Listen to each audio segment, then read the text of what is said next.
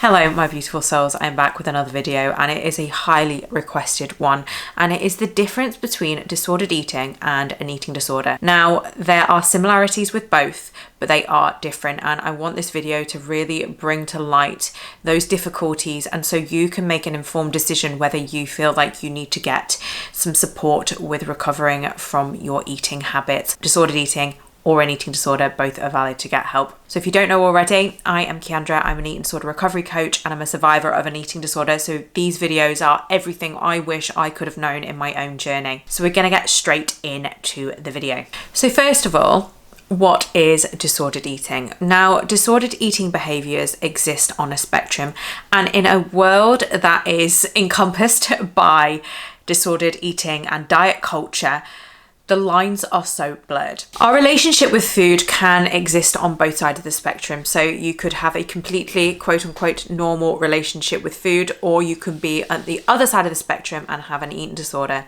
So disordered eating somewhat lies in the middle. However, your degree to which you have disordered eating can kind of fall on either extreme. So you could have more severe disordered eating, less severe disordered eating, and so on and so forth. In our culture, unfortunately, there is an obsession with weight, size, shape, food. Food seems to be a cultural obsession, and it has been one of many years. And I often say to clients who are fearing, weight gain, which is a normal fear when going through recovery from an eating disorder, that one cannot blame themselves for their fear of weight gain, because society has drilled it in us that, being smaller is better, even though, on paper, is not factually true.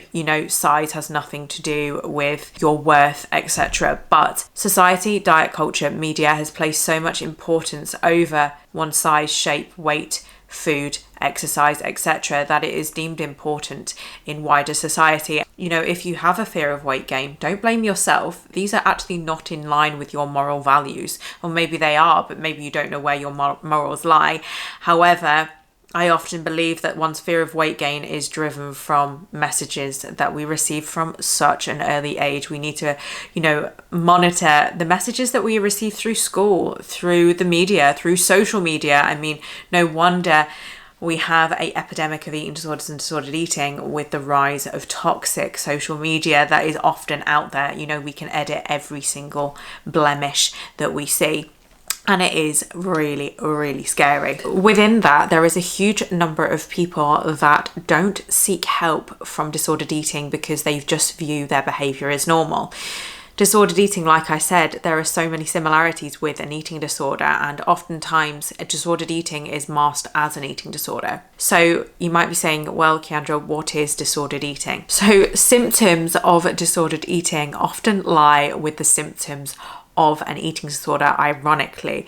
So they are rigid eating behaviors, dieting, fasting, clean eating, etc. Binge eating, potentially, when you feel like you have deprived yourself and you feel like a need to blow out. Often binge eating or reactive eating comes from a period of restriction. It is a biological, our biological way of trying to make up for lost food. You could also have extreme means to get rid of any nutrition that you've had in your body. For instance, you could have a really rigid exercise patterns and feeling a need to control when you move, what type of movement you do. However, disordered eating, doesn't just have to include those sort of signs and symptoms that you would see with an eating disorder, but it also can be things like body weight or size dissatisfaction, obsession with one's appearance, the needing to control one's food intake through weighing, measuring, macro counting, calorie counting, distress and anxiety around food.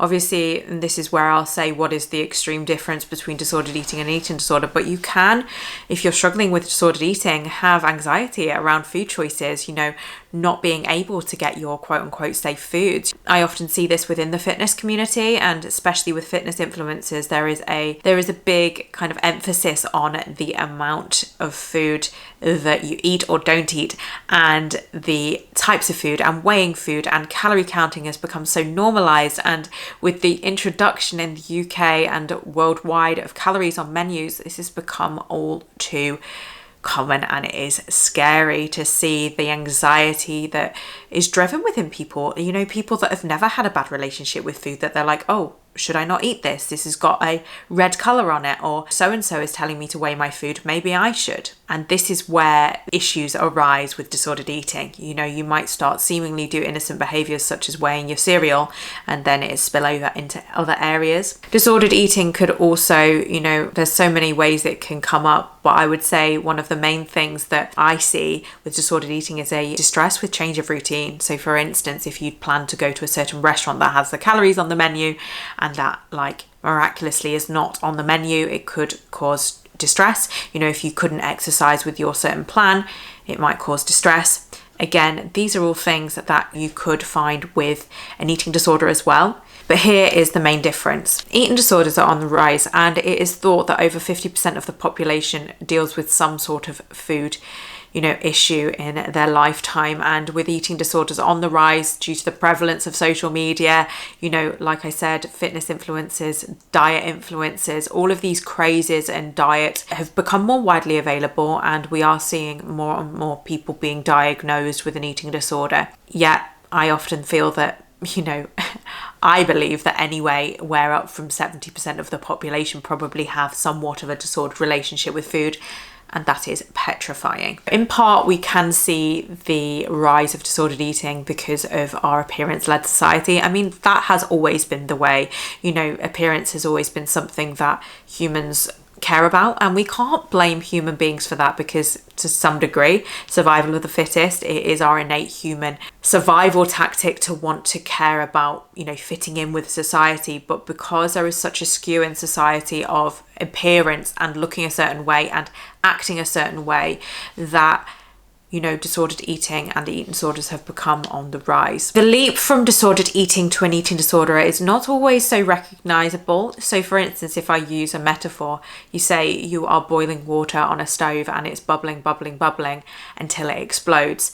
That's often what happens with disordered eating. Now, some people who struggle with disordered eating never have a full-blown eating disorder. That is something to note. You can live with disordered eating for the rest of your life. A lot of people do, and it never turn into an eating disorder.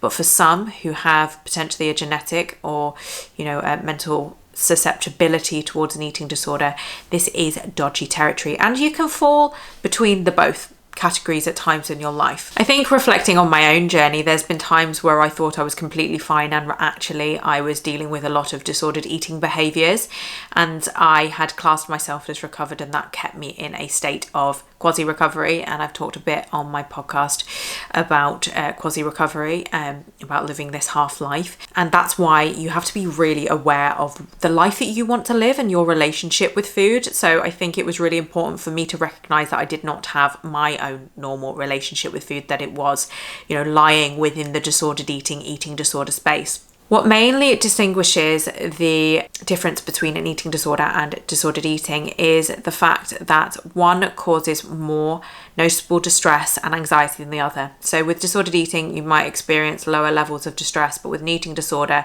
it feels crippling. You know, that's all that you can do. Maybe you have to pull out of work and other social occasions. Maybe your life is being ruled by these thoughts, feelings, rules, and rituals. Whereas with disordered eating, somewhat you can live a normal, quote unquote, life. So if somebody is able to have days where they don't use their disordered eating behaviours, those are the sort of cases where you wouldn't necessarily have a diagnosed eating disorder. But if someone is unable to go days without, you know, doing such rules and behaviours and change of routine, you know, your exercise rituals, then you might have a, you know, potential eating disorder, and that would be something to be explored there further.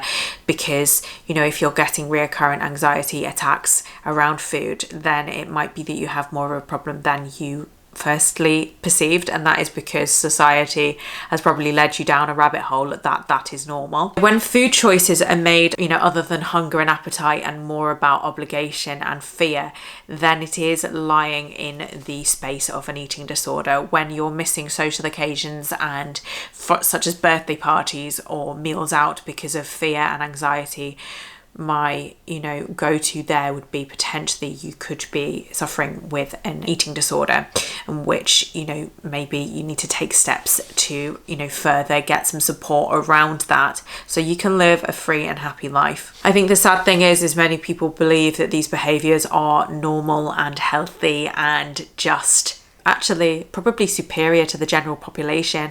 However, if you are suffering with fear and anxiety around food and exercise and your body image, you deserve to heal. You don't deserve to feel this way just because society has led you to believe you should feel this way.